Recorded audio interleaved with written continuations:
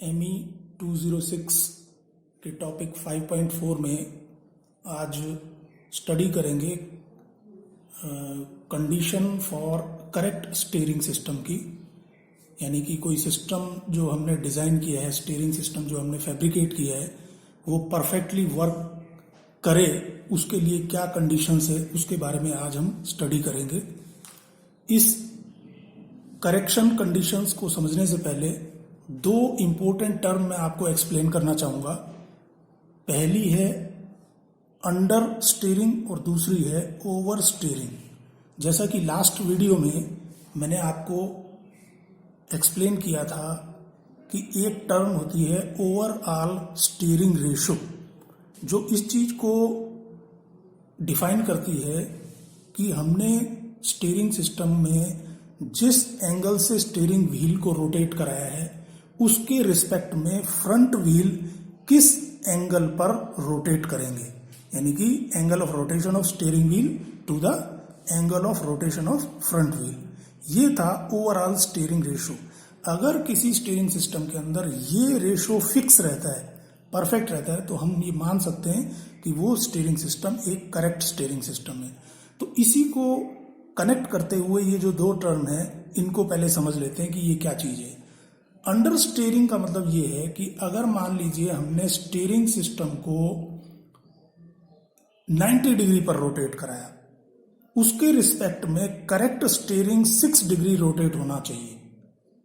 यानी मैं आपको समझाने की कोशिश कर रहा हूं कि एक परफेक्ट स्टीयरिंग सिस्टम के अंदर हमने एक स्टीयरिंग व्हील को मान लीजिए 90 डिग्री पर रोटेट कराया, तो फ्रंट व्हील 6 डिग्री पर रोटेट होना चाहिए।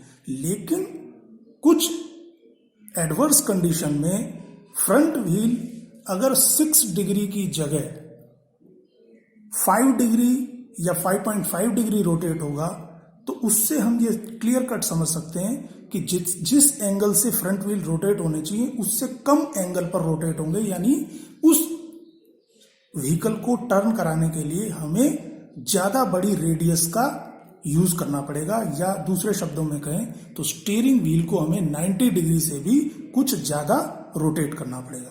तो ये सिचुएशन कहलाती है अंडर स्टीयरिंग की। अब इसके जस्ट अपोजिट देखें, मान लीजिए हमने स्टीयरिंग व्हील को 90 डिग्री रोटेट कराया और उस स्टीयरिंग व्हील के रोटेशन से फ्रंट व्हील 6 डिग्री रोटेट होने चाहिए थे, लेकिन ये 6 डिग्री रोटेट ना होकर 6.5 या 7 डिग्री एंगल तक रोटेट हो जाते हैं। तो ये सिचुएशन कहलाती है ओवर स्टीयरिंग की, यानी कि वो कम रेडियस ऑफ रोटेशन पे ही व्हीकल को टर्न करा देंगे। अब आप आसानी से समझ सकते हैं कि ये जो ओवर स्टीयरिंग की कंडीशन है, ये बहुत ही डेंजरस होती है। यानी कि हम व्हीकल को एक पर्टिकुलर रेडियस पे रोटेट कराना चाहते हैं, टर्न कराना चाहते हैं, लेकिन वो उससे कम रेडियस पे टर्न होगा, जिसकी वजह से उस व्हीकल के टॉपल होने की या पलटने की संभावना बढ़ जाती है, या एक्सीडेंट होने की संभावना बढ़ जाती है। हालांकि दोनों ही सिचुएशन, अंडर स्टीयरिंग और ओवर स्टीयरिंग, दोनों ही अनडिजायरेबल होती हैं, लेकिन ये दोनों ही सिचुएशन ऑब्जर्व होती हैं जबकि व्हीकल कुछ पुराना हो जाता है या जब उसकी कंडीशन परफेक्ट नहीं होती। अब इन दोनों कंडीशंस, जो अंडर स्टीयरिंग है और ओवर स्टीयरिंग है, ये सिचुएशन आती क्यों है, पहले हम इसको समझ लेते हैं। जब व्हीकल पुराना हो जाता है तो उसमें दो तरीके की सिचुएशंस ऑब्जर्व की जा सकती हैं।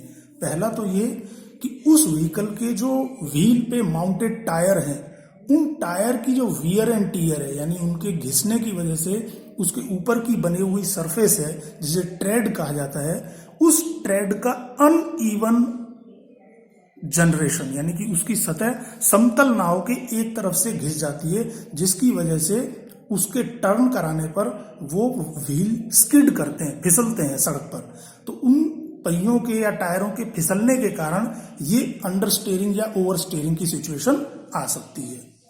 दूसरी सिचुएशन ये होती है कि जो हमने स्टीयरिंग लिंकेज पढ़े हैं, जिसकी स्टडी हमने पहले वाले वीडियोस में कर रखी है, उन लिंकेज के अंदर अगर प्ले आ जाता है, मूवमेंट आ जाता है, तो उन मूवमेंट्स के कारण भी हम स्टीयरिंग व्हील को टर्न कराते हैं, जिसकी वजह से वो लिंकेज परफेक्ट मोशन को ट्रांसफर ना करते हुए कुछ कम या ज्यादा मोशन ट्रांसफर करते हैं, जिसकी वजह से फ्रंट व्हील का जो एंगल ऑफ टर्न है वो या तो कम रह जाता है या फिर ज्यादा हो जाता है, जिसकी वजह से ये अंडर स्टीयरिंग और ओवर स्टीयरिंग की सिचुएशन ऑब्जर्व होती है। तो इन दोनों ही सिचुएशन को हमें अवॉइड करना होता है।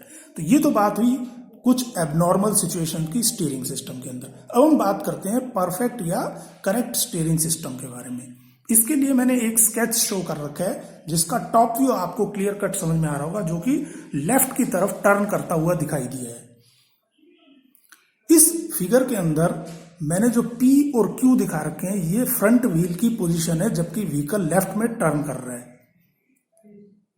और नीचे R जो है वो रियर व्हील को शो कर रहा है और लेफ्ट की तरफ व्हीकल को टर्न कराता हुआ दिखाइए। अब जब पर्टिकुलर एंगल पर जब व्हीकल को हमने टर्न कराया तो उससे फ्रंट व्हील के इनर व्हील की जो पोजीशन है वो P है और आउटर व्हील की पोजीशन है वो Q है। अगर हम इनर व्हील P के सेंटर लाइन को एक्सटेंड कर दें और आउटर व्हील Q के सेंटर लाइन को एक्सटेंड कर दें तो ये पॉइंट O पर इंटरसेक्ट होती हुई नजर आ रही है। ठीक इसी तरीके से रियर व्हील के सेंटर लाइन को एक्सटेंड कर दें तो ये भी उन्हीं दोनों एक्सिस के इंटरसेक्शन पॉइंट पर यानी कि O पॉइंट पर ही मिलती हुई नजर आ रही है, या उनका जो पॉइंट ऑफ इंटरसेक्शन है वो पॉइंट O है। तो कुल मिला के फिगर में हमको ये दिखाई दे रहा है कि फ्रंट व्हील P और Q जिनकी की सेंटर लाइन और रियर व्हील R जिसकी सेंटर लाइन पॉइंट O पर इंटरसेक्ट होती हुई नजर आ रही है। ये कहलाता है इंस्टेंटेनियस सेंटर, जिसे हम हिंदी में कहते हैं तात्क्षणिक केंद्र। ये समझने के लिए मैं आपको एक सिंपल सा उदाहरण देना चाहता हूं कि जब कोई बॉडी लीनियर और रोटेशनल दोनों ट्रांसफर करती है तो हम उसको प्योर रोटेशनल मोशन में ऑब्जर्व कर सकते हैं with respect to instantaneous centre. यानी कि कोई बॉडी अगर प्योर रोटेट कर रही है तो हमें सेंटर ऑफ रोटेशन पता चल जाता है, लीनियर मोशन कर रही है तो उसका सेंटर ऑफ रोटेशन नहीं होता। लेकिन अगर कोई बॉडी लीनियर और रोटेशनल दोनों ही मोशन साइमल्टेनियसली ऑब्जर्व किया जा रहा है उसमें, तो उस पर्टिकुलर बॉडी को हम एक ऐसे इमेजिनरी, एक काल्पनिक केंद्र के सापेक्ष में घूर्णन गति करता हुआ मान सकते हैं, और ये जो केंद्र होता है इसे कहा जाता है इंस्टेंटेनियस सेंटर। तो ये जो पॉइंट O है ये इस पूरे व्हीकल का इंस्टेंटेनियस सेंटर है। तो इस इंस्टेंटेनियस सेंटर का अर्थ ये होता है कि हम ये मान के चल रहे हैं कि व्हीकल जब टर्न करेगा तो कंप्लीट बॉडी इसी सेंटर के अबाउट ही रोटेट करेगी। तो इस बॉडी का या इस व्हीकल का O पॉइंट के रिस्पेक्ट में रोटेशन होना ही एक एसेंशियल कंडीशन है, एक पर्टिकुलर कंडीशन है जो कि उस व्हीकल के करेक्ट स्टीयरिंग सिस्टम को इंडिकेट करेगी या उसको प्रदर्शित करेगी। तो ज्योमेट्री के आधार पर जो ज्यामितीय चित्र मैंने दिखा रखा है इसके अंदर मैंने एंगल POR शो कर रखा है थीटा, एंगल QOR शो कर रखा है फाई, यानी कि इनर और आउटर व्हील का respective angle to the point of instantaneous centre. अब दो और डायमेंशन है C और B। C क्या चीज है? ये फ्रंट व्हील के स्टीयरिंग सिस्टम के पिवोट्स के बीच की डिस्टेंस है, यानी एक्सल, जो फ्रंट एक्सल है उस एक्सल की लेंथ आप मान सकते हैं, या व्हील ट्रैक में से पिवोट की लेंथ को अगर हम माइनस कर दें तो ये कहलाएगी distance between the front axle. ठीक इसी तरीके से फ्रंट व्हील के सेंटर और रियर व्हील के सेंटर के बीच की जो डिस्टेंस है उसे कहा जाता है व्हील बेस। तो ये व्हील बेस और जो फ्रंट एक्सल की लेंथ है C, इसको अगर हम ट्रायंगल या ट्रिग्नोमेट्री से समझने की कोशिश करेंगे तो एक पर्टिकुलर कंडीशंस हम ऑब्जर्व करते हैं, cot phi minus cot theta is equal to C upon B।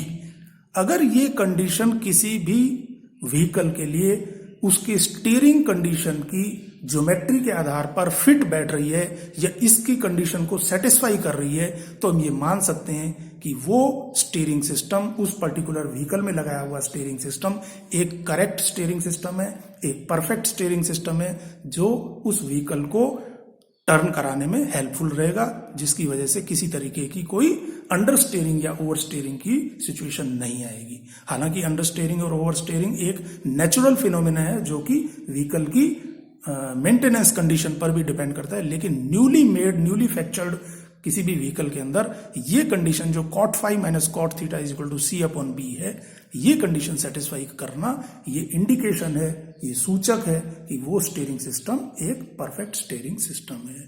Thank you.